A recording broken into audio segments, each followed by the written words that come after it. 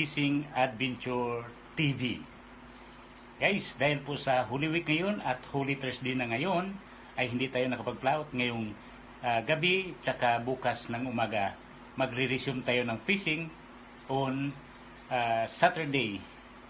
Sabado de Gloria. Kaya magmuni-muni tayo muna ngayon guys dahil Holy Week. At the same time po guys, panoorin po natin yung Batang Quiapo guys.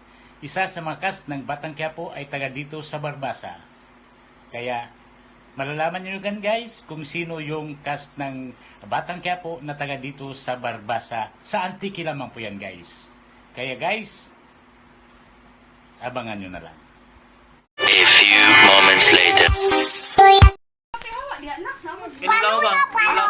Okay guys, kasama po na yun si Batang Quiapo guys dito sa Barbasa Antique. Welcome to Jerry Fishing Adventure TV. Pa-picture din nga diyan sa pamangkin ko na yan.